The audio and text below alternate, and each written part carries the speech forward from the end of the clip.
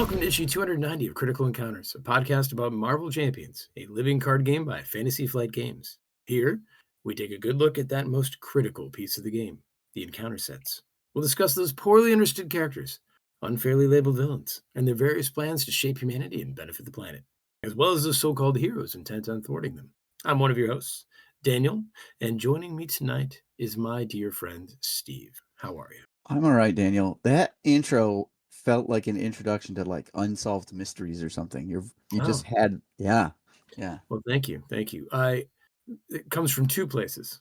One, it comes from a recognized discontent with the tonal quality of my voice whenever I hear it on a podcast. Oh, I hate me. And two, just 12 days into the school year, my plague-ridden students they've already got me. They've done their work on you already? They've done it. They're like, I know how to get rid of English work. The best way to not have homework is to send the teacher home sick. Yeah. Nice. Yeah. And the sub can come in and show them a movie. What movie would it be?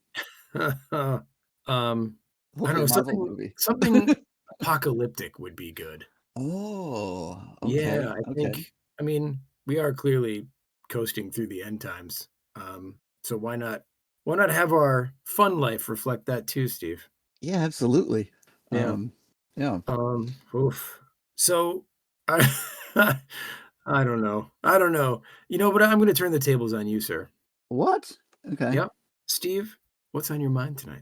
What is on my mind tonight? Well, the end times, the apocalypse, otherwise known as the last villain in the Age of Apocalypse box. That's right, folks. We are on the final villain, part 1 out of part 2. We will be almost done with the Age of Apocalypse wave. Oh my God. Can you believe that, Daniel?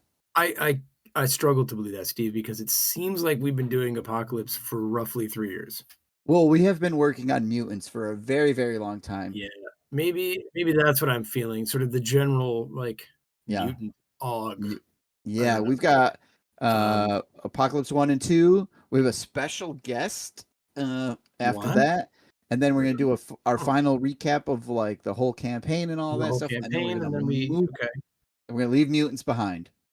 Wow, until like maybe 3 years from now or something when they pop. Yeah, whenever they reintroduce some new mutants. Now, Steve, I got to be honest with you. I cannot recall the last time I read the intro.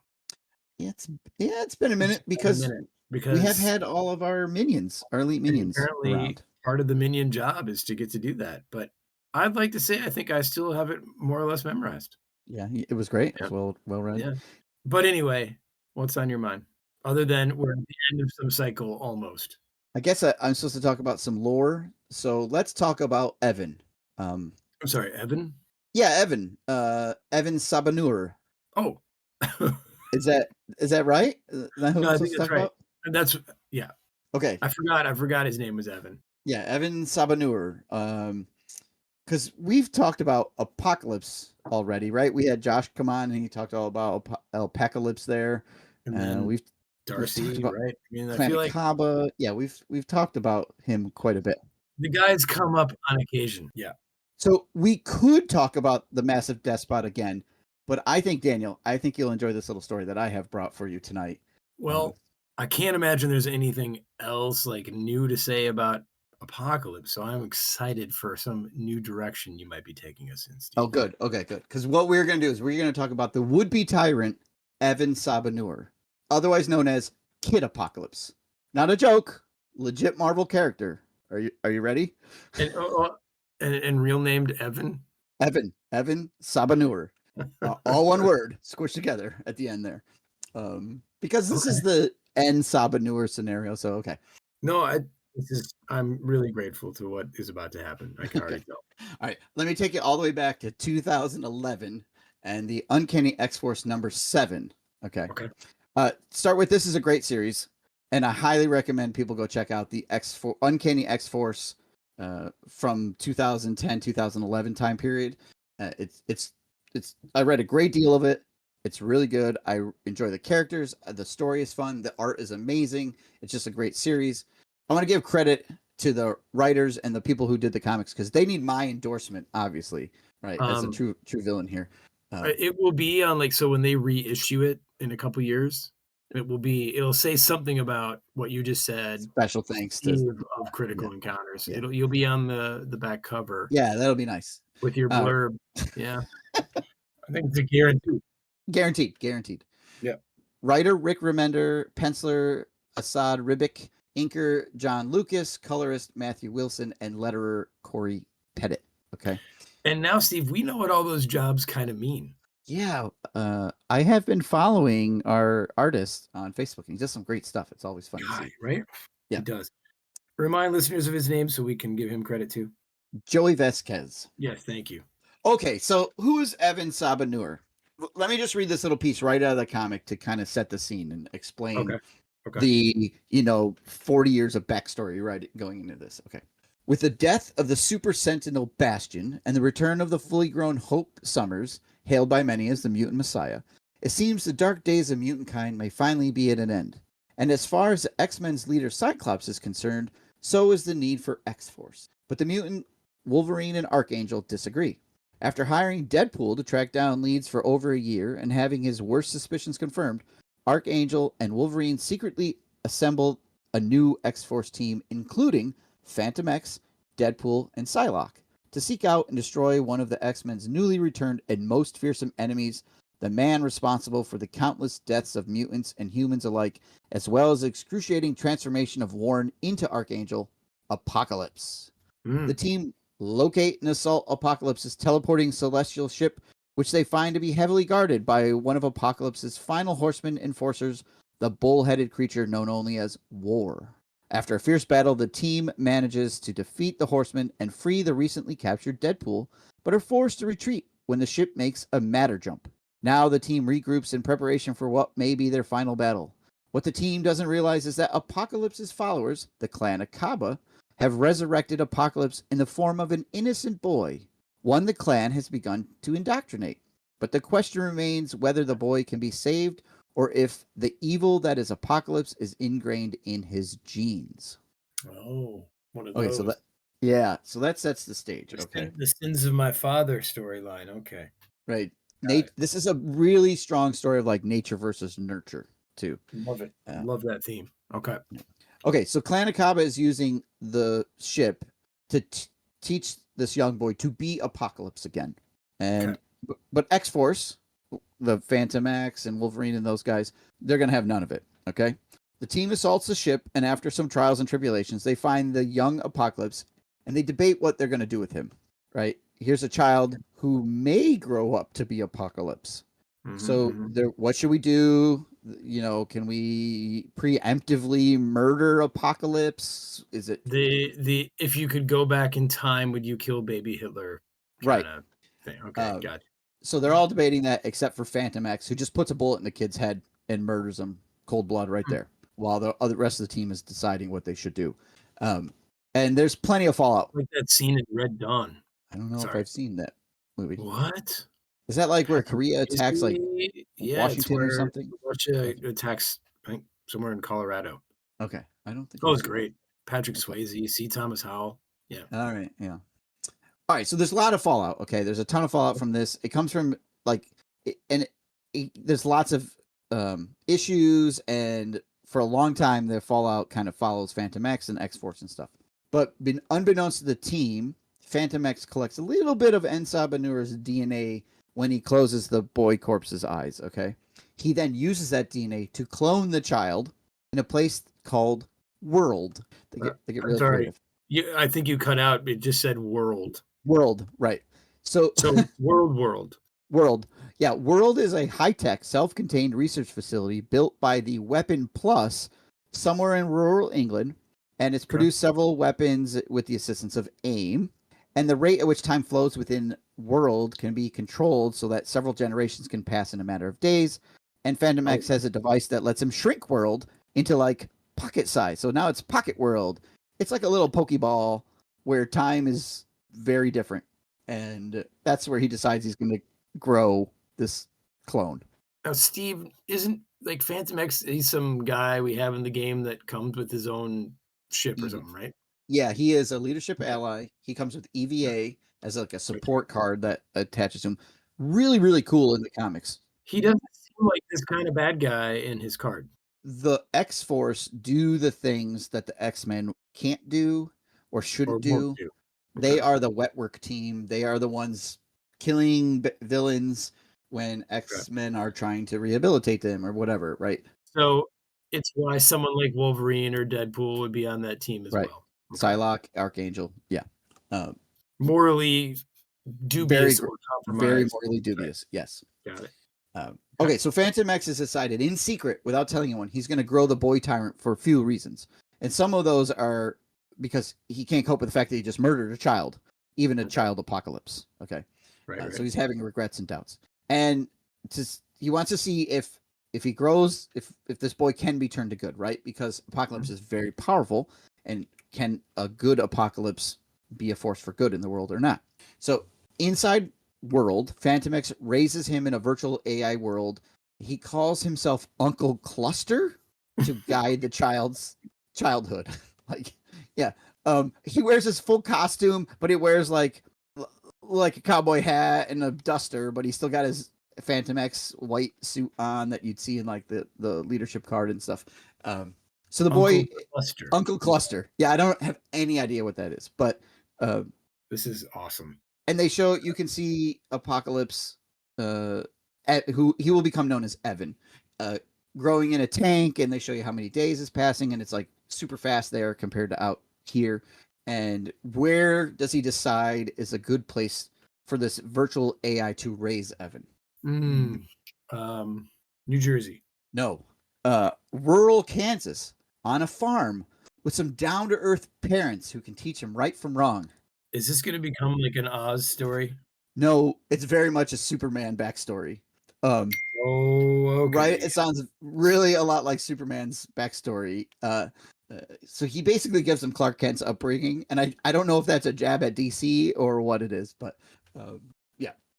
So eventually stuff happens, okay, out in the real world, not inside of world. The group ends up time traveling back to the Age of Apocalypse to get a life seed so that X-Force can kill Warren Worthington, who has turned into a full-on apocalypse-powered archangel who's evil. He's working for Dark Beast, and he's ready to usher in the end times. Okay, and I think when we did a little bit with Mecha on Archangel, he mentioned how Psylocke had to get a life seed to kill him and all this sort of stuff. So this is all within that, mixed up with that story we talked about a little bit before. Okay, so things get out of hand between Archangel. The Four Horsemen are back, a different set of Four Horsemen, and X-Force. So X-Force is fighting these Four Horsemen who are Archangel's Four Horsemen, and they're fighting Archangel, who's Apocalypse Archangel. And eventually it's too much for X-Force, and they're all going to lose. So Phantom X goes and he wakes up little Pocky. Okay, he wakes up Evan early to bring him out to save the day, which he does. He comes out and he's like, I'm a hero, and these are the bad guys, and I'm going to defeat the bad guys, and I'm going to save the heroes, which is what he does. Okay, but now there's this kid who might grow up to be Apocalypse, and they like, what are we going to do with him? We can't, he came out of his thing early. They're all mad because Phantom X didn't tell anybody he was doing this. But Wolverine says, well, you know what we should do with En Sabah Nur is we should send him to the X-Men school, now called the Jean Grey School for Gifted Youngsters, otherwise known as, Professor X's mutant school. Professor X is dead at this point. So he's not in the picture. He's not around. Got it. So they enroll Evan in the X-Men mutant school. And Evan's like a tween at this point. Okay. So somewhere between like maybe 12 and 14 years old. He's fairly young. It's kind of ambiguous how old he is, but he's definitely in that age range. Okay.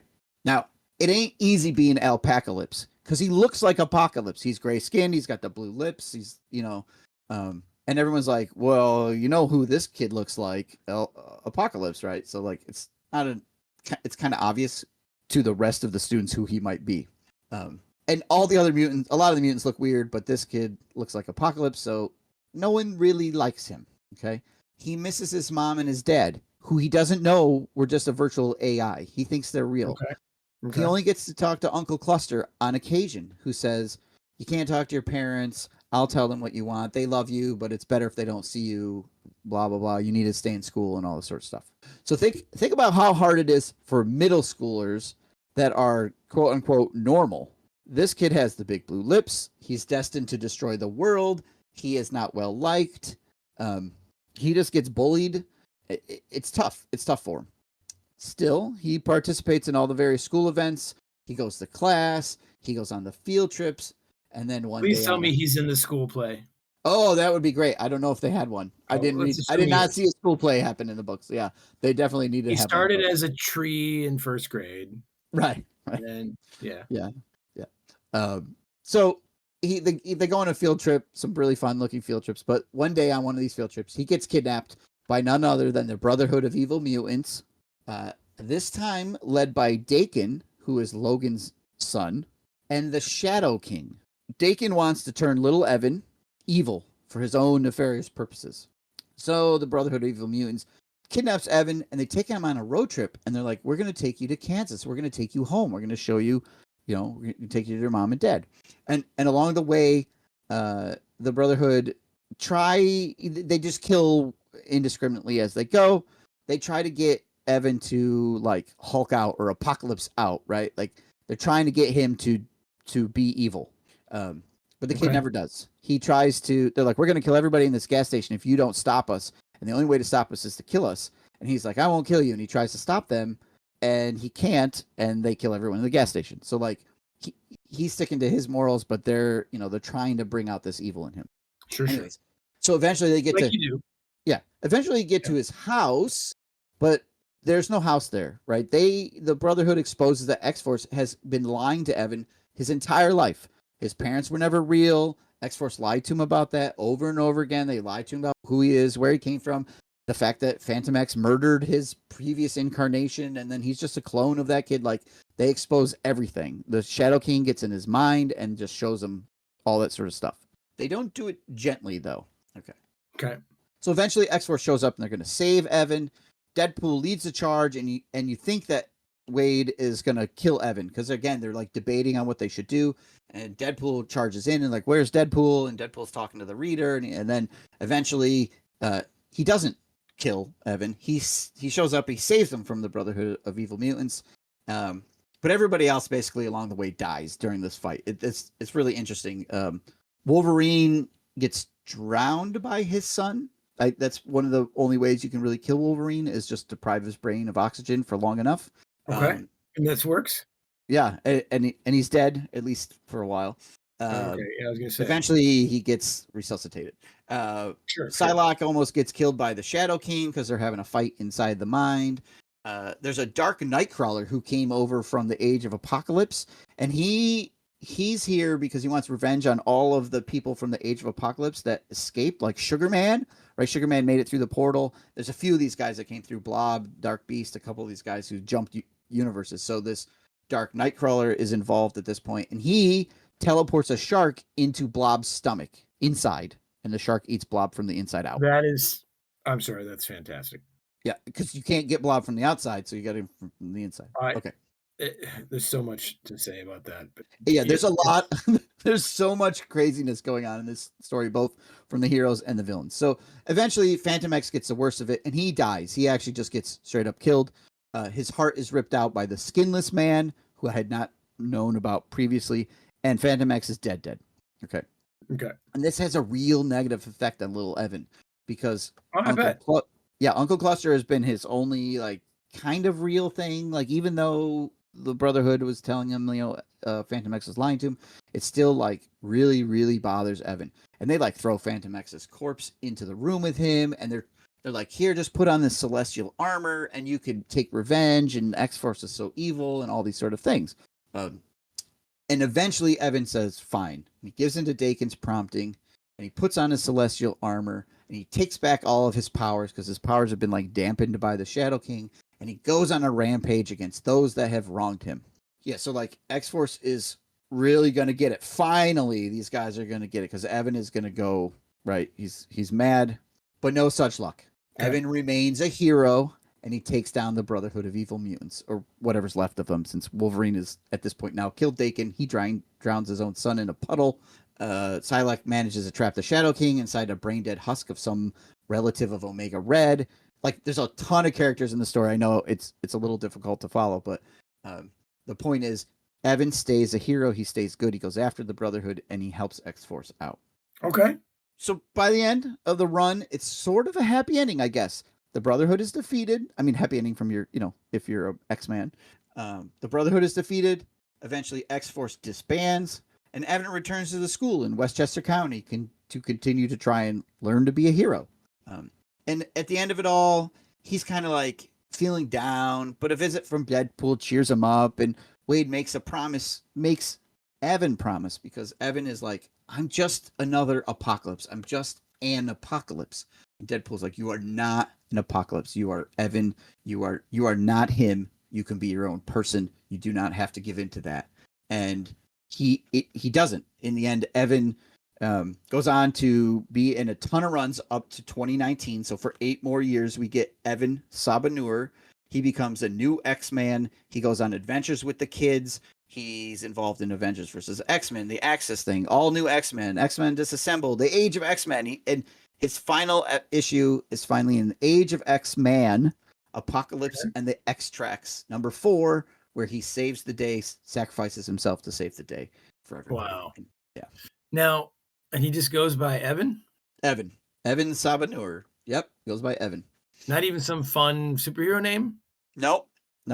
I mean, they kind of call him Apocalypse, but like he tries to take on that name at some point, but he doesn't call it's a little weird. He sets up. That seems to be a tough thing to call him when he was having that identity crisis about it. Yeah. Yep. You're nothing like Apocalypse, but we'll call you Apocalypse. Yeah, and I don't know if I stopped reading after Deadpool comes in and is like, you are not Apocalypse, right? Because then there's like 8 more years of comics, and it's a whole new series and everything like that. Right. It's like 5 more pages. He could be trying to reclaim the name. Yeah. And I don't know how that ends, but yeah, I just know he's in a ton of things up until his final issue in 2019, where he gives it up. So yeah, that is Evan Sabah Nur. Well, thank you, Evan, and thank you, Steve, for that wonderful learning. That was incredible. Thanks. I really enjoyed those issues. X-Force stuff right around that time period. Real fun. Good stuff. Known characters. Art's amazing. Yeah, good stuff. Fantastic. It made me pine for a Phantom X hero kit, like a hero with cards, because he's pretty cool. Yeah, especially they can make him kind of morally wiggly. Yeah. Yep. Yeah. Where, like, I don't know, how can we make it so he has very neat abilities not reflected in his leadership card, I'll tell you that. So okay. Coup de grace could be one of his abilities. yeah. Well, Steve, that's a great story and all that, but we don't just tell stories on this podcast because they're great. It's always usually because we accompany them with something. Yeah. I'm sure you brought your little box of cardboard with you. So what's going on? My little box of apparently unsleeved cardboard, just to, because we're villains. Yeah, we're gonna talk about En Sabah Nur, the 5th scenario in the Age of Apocalypse box. 16 total cards, 12 by title. There are no required modular sets. A couple are suggested. And we're just going to talk about the villain and his main schemes tonight. And next week, we'll talk about all the encounter cards. Fantastic. I'm actually kind of surprised about the no required sets. It's usually part of how they define the character of a scenario, right? So it's interesting. Yeah. So these 12 cards by title that we're talking about tonight, and then the other ones, I mean, they must do a really good heavy lifting job of making this scenario tick. Yeah. We'll have to talk about that maybe at the end of it all. Yeah. Yeah. All right. Well, Steve, why don't you tell us about the Apocalypse of the Hour?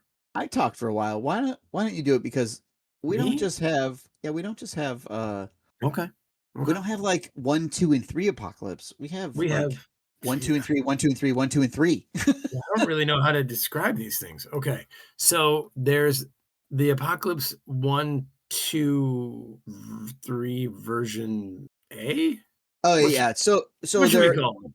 All right. So there, for some reason, if anyone doesn't know, right, this version of Apocalypse is a folding card, and it's a 3-sided card.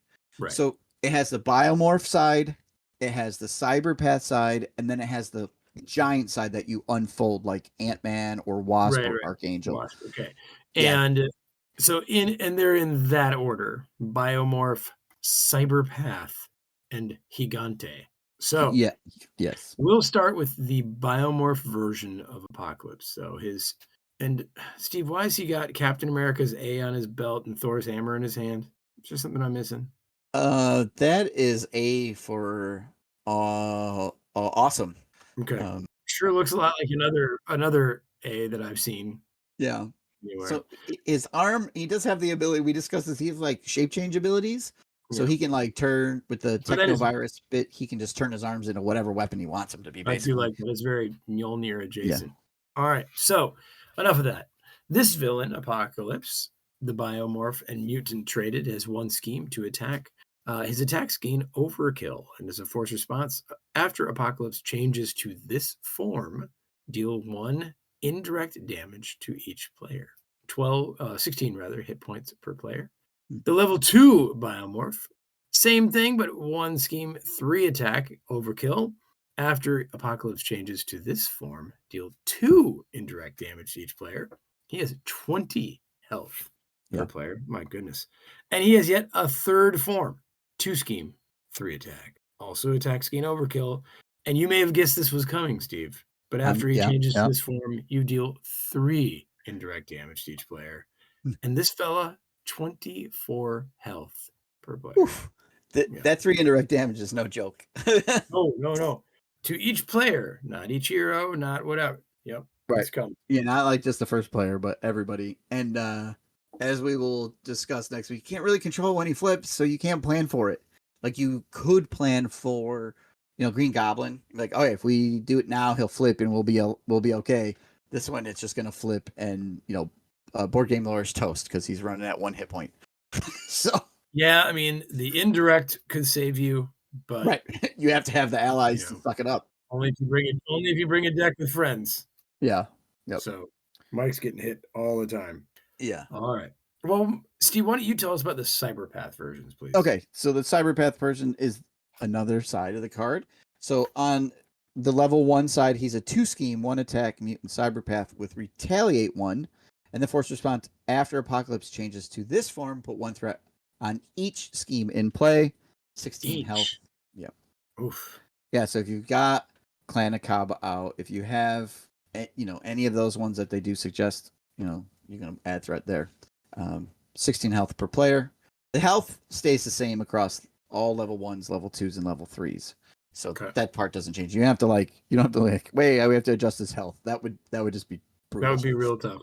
Yeah, that would be too fiddly. Okay, so Cyberpath level 2 is a 3 scheme, 1 attack, Retaliate 1 still. After Apocalypse changes to this form, place 2 threat on each scheme in play. Okay, 20 health per player. This smarter Apocalypse is, I think, more troublesome than the other one. Yeah, possibly. Could be.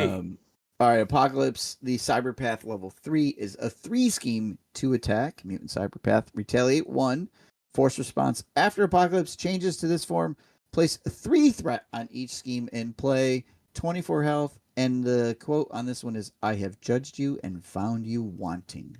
Oof. All right. Okay, so we see the damage one, we see the threat one, and now what's this other one going to do? What could the big fella be? And he is pretty big. Same A though. Same A. but the camera angle is really great, Daniel. You must love that camera angle. This card joins a prestigious crowd of visual cards. Yeah, you get a full on shot of his throne. See it? See yes. There between yeah. Okay. Yes. Okay. Your eye is definitely drawn to that. To the throne. The throne, not the thing like with a spotlight on it right above. No, the throne is the thing between his legs. So go on. Yeah. Wow.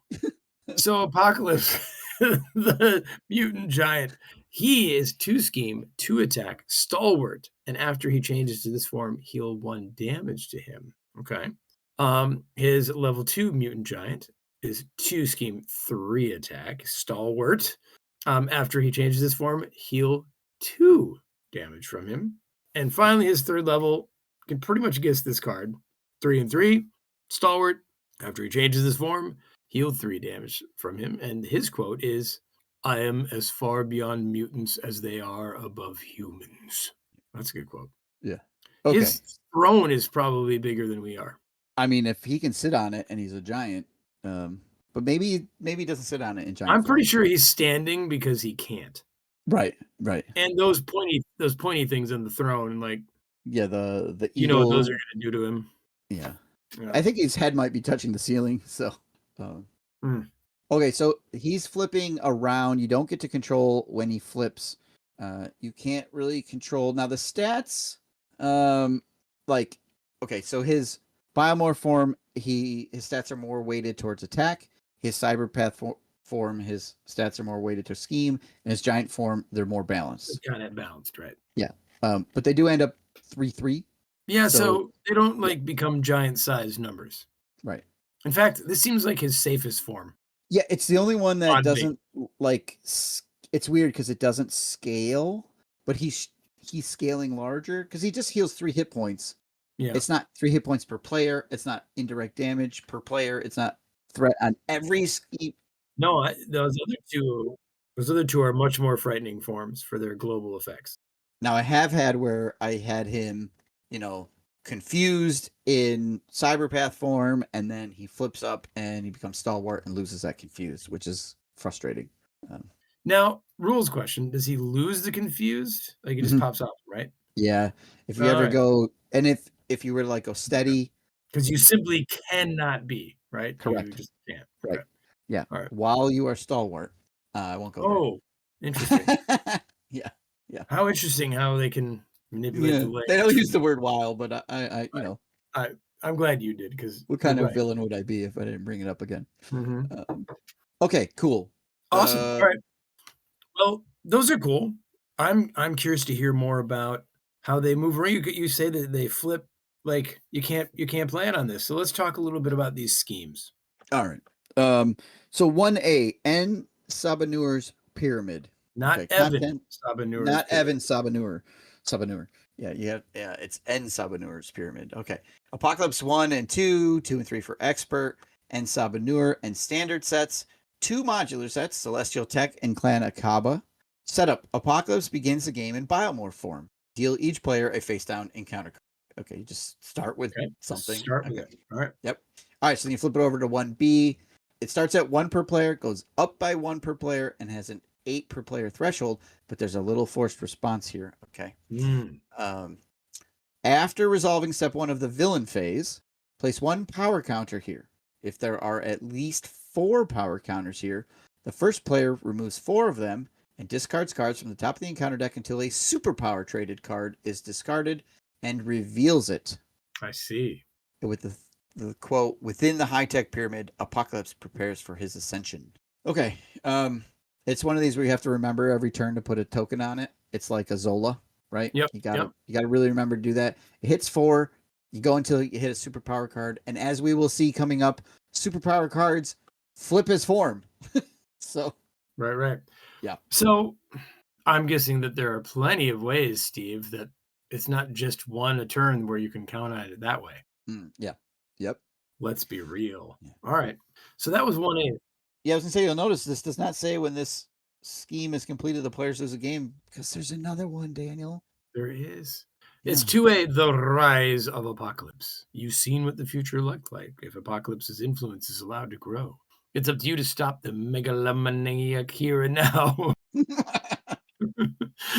Megalomaniac. There we go. Here and now. When revealed, the first player discards cards from the top of the encounter deck until a superpower card is discarded and reveals it. So that flips to its colored side, which is 1 scheme or 1 threat per player, goes up 1 per player, 10 per player threshold, and the very same force response. After resolving step 1 of the villain, place a power counter here. If there are 4, discard them and discard cards until you get a superpower. Now, unlike yours that you read, Steve, if this one is completed, the players do indeed lose the game. Okay. There's 8 threat on the first one, 10 on the next one. You got a little wiggle room. You do have some time. Yeah, in a solo, you can flip down. Unless that cyberpath is out. Yeah. Nice. Yeah, he's scheming for 3 plus a boost card. Yeah, there's like, yeah. And then throwing 2 more on it. Yeah. Right, just because, yeah, Just 'cause. and one naturally, yeah, can be dangerous. There's a little wiggle room in solo. There's more in multiplayer. What is the amount he could put on in like a 4-player game if we were all happened to be alter ego? And So he's like, his highest scheme is a it's 3. 3. Assume boost average. I mean, if we're thinking the highest, so that's 6 per player, so 24. And then he throws 12 more onto every scheme. No, because it's not. Well, it's just 3 on each scheme. It's not 3 per player on each scheme. Okay, 3 on each scheme. Okay, so that's Yeah, still 27 on the main. yeah, it can go up pretty quick. Yeah, you have to really not think ahead to have that happen, but Yeah. yeah, okay, that's tough. Yeah, it's our first 3-sided hero. I'm sorry. Well, It's you our said it first. right, Steve. I You said it said right. Okay, it's our first 3-sided villain. Okay, it's our first 3-sided Yeah, scenario card, which is cool. You know, yep, we've I got like it. them. Yeah, I got to buy that special sleeve. What's the sleeve? It's this plastic thing you put your cards in, Oh, sounds really wasteful and bad for the environment. so that if you don't know how to like wash your hands before you touch your cards, they don't get sticky from food that you're eating. I don't know. Maybe Interesting. somebody. Yeah, I don't. I just like to dump beer all over my cards. So the second I sleeve them, that's what I do. Yeah, that's pretty much how I function for everything. I'm like computer dumping beer on it. Yeah, yeah, Yeah, whatever it is. whatever. Thor's brew. Anyway, All right. some Thor's brew. Yeah. Okay, cool. So this is our setup. This is our here. Jesus, this is our villain. I guess I have Evan stuck in my head. This is our villain. Well, This is our villain yeah. scenario. Kind of got to wait to talk about it with the rest of them, right? And you know, Steve, you're doing the right thing because no villain thinks they're a villain, right? So they're the hero in Right. their own narrative. So, although maybe not Apocalypse, if we're being honest. What a weirdly egotistical thing to self-apply, right? The term hero to yourself and Right? villain. What does that even mean? What does that People mean? use that term villain pretty much to describe anyone who opposes them. That's right. Yeah. That's right. And everyone sees their enemy as their villain. Hero, villain, these are words stupid people use. Now that's a quote from Dakin that he says to En Sabah Nur when he's trying to turn him into a villain. It's really hard to win. You know, I'm recalling what James said last week, or maybe more than last week, but I think last week about like when he quoted John Locke about words. You Right. know, like Yep. they're just hard to control symbols. You know. Yeah. But Steve, I want to thank you for the learning. Here we are with part 1 of Apocalypse, the final scenario in that box. It promises to be a difficult one, like all scenario 5 should be. Yes, it does. Yeah. So that setup is intriguing. I can't wait to learn more about it next week. But until then, Daniel, how Yeah. are the people going to get a hold of us? Well, there's a number of ways you could do that, Steve. One is you could email us at criticalencounterspod@gmail.com. We are Critical Encounters on Facebook. You can find our YouTube, Twitch, or Patreon by searching for Critical Encounters Podcast. And on Discord, we are Vardane and Big Phone Love. Now, if you like our show, tell your friends. If you don't like our show, tell your enemies. Hey, Zenpool, take us out.